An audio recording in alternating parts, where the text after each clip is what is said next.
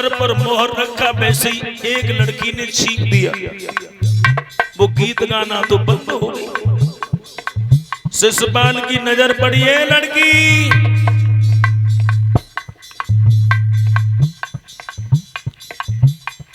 अरे गीत गाना बंद काहे को हो गई? भाभी बोली देवर जी अशगुन हो रहा है। शिशुपाल कहने लगा बहादुर लोग सगुन अशगुन नहीं देखते हैं, गीत गा।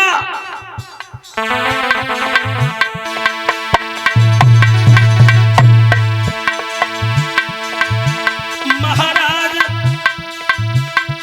बिलैया आंगन में रो रही है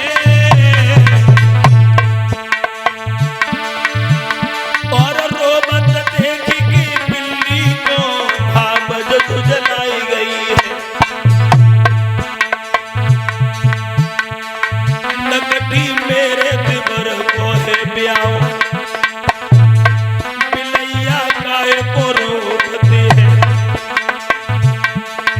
बेहा मेरे लला को ब्याओ, बिलैया काहे को रोकते है।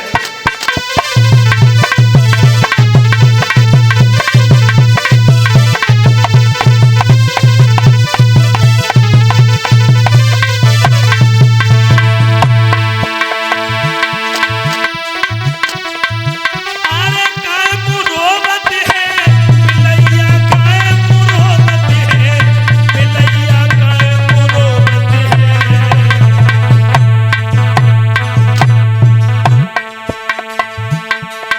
बेहा मेरे दिबर को ब्याओ, बिलैया तू क्यों रोकती है।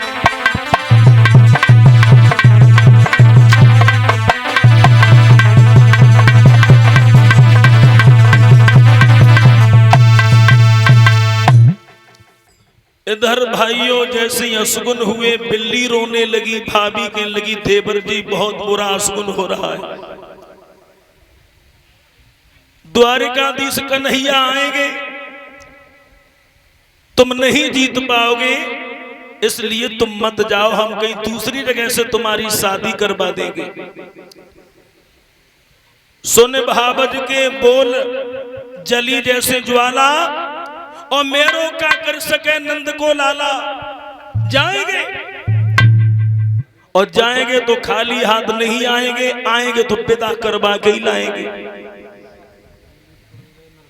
दूल्हा बन के ठाड़ो ही गो, लड़कियों से कहा लगो किसी चीज की कमी तो नहीं है।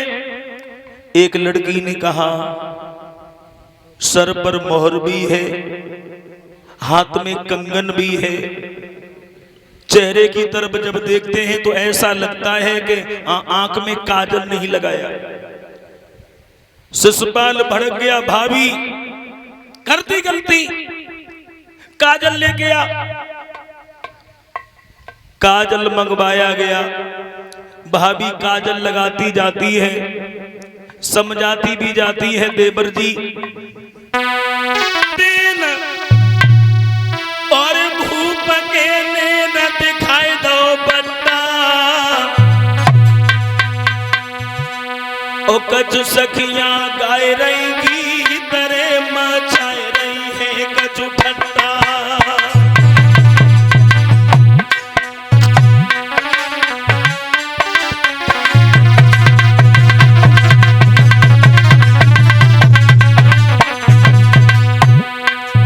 भाभी कह रही है देवर जी मान जाओ, रुक्मिणी रिश्ते में तुम्हारे लिए देवी के समान है,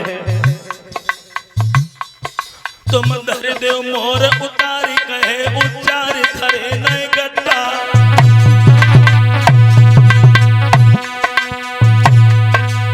कोई दूरा एक नार रे बड़े गोटे बड़ा रट्टा।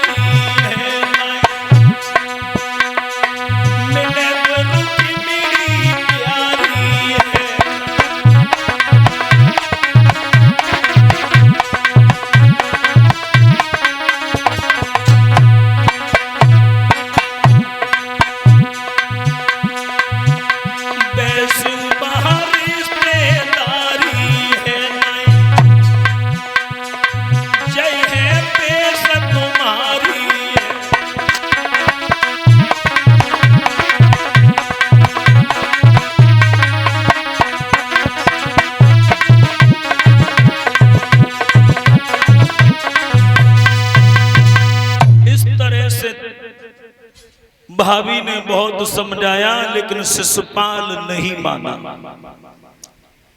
11 चूड़ी सेना तैयार करने के बाद कुंदनपुर के ऊपर चढ़ाई कर दी। कुंदनपुर से पहले ही अपनी सेना को रोक दिया है शिशुपाल ने। भीष्म को खबर लगी है तो बड़े दुखी हुए। इस कमीने ने तो मुंह दिखाने के लायक नहीं छोड़ा। सर पकड़ के रो रहे हैं महाराज भीष्म। रुक्मिणी को जब मालूम पड़ा है कि हमारे भैया ने अपना साला बुला लिया है, अब रुक्मिणी कन्हैया की विरह वेदना में बहुत रो रही है। मुरलीधर, अब क्या होगा? मेरे भैया ने अपना साला बुला लिया है। सभी माताएं सपने में श्याम को देखो है, सुनो पंडित जी। मैंने सपने में कन्हैया देखो है, सुने पंडित जी। मैंने सपने में श्याम को देखो है, सुने। मैंने कन्हैया को सपने में देखा है। कन्हैया ने तुझसे क्या कहा था? रुक्मिणी बोली, हमसे कहा था ब्राह्मण देव,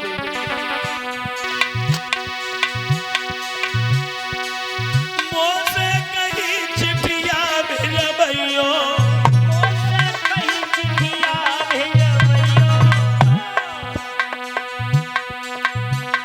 बोले जाबे पंडित जी, बोले जाबे मेरो संदेश है, सुनो पंडित जी। मैंने सपने में कन्हैया देखो है, सुने पंडित जी। मैंने सपने में श्याम को देखो है,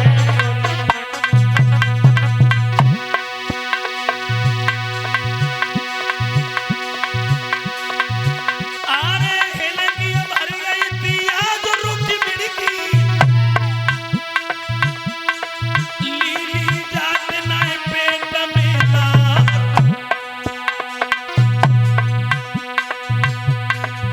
अरे कन्हैया यशोदा छैया, गाय को रोई रोई के रहे रुलाए।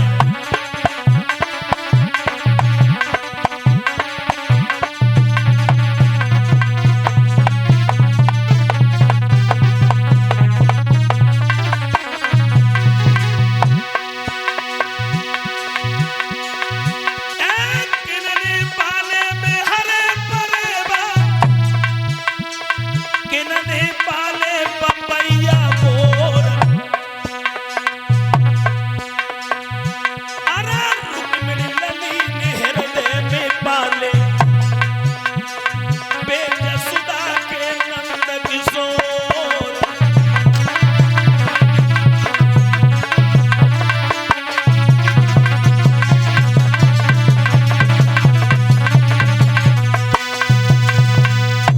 इस तरह से रुक्मिणी जब ब्राह्मण के सामने रोती है और रुक्मिणी कहती है कि हमारा एक पत्र पहुंचा दीजिए।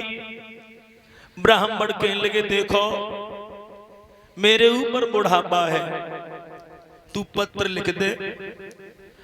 अगर हम कन्हैया के पास तक पहुंच गए तो तेरो पत्र पहुंच ही जाए, और रास्ता में अगर हम मरे गए तो तेरो पत्र पहुंच जाए।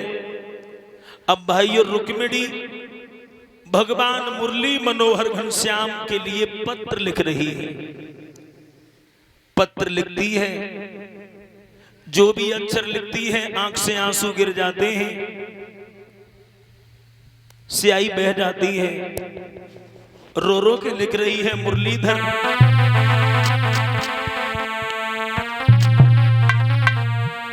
के दीनन हितकारी श्याम, कन्हैया तुम कहाँ पे देर लगाई रे।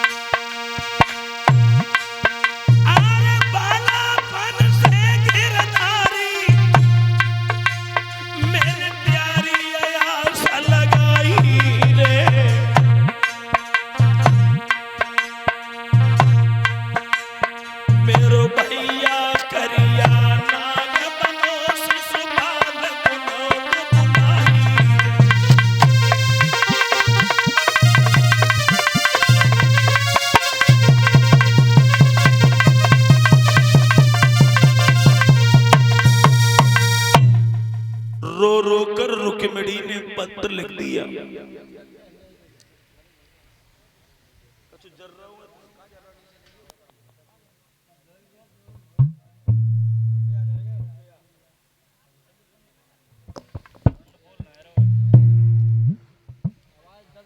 इधर भाइयों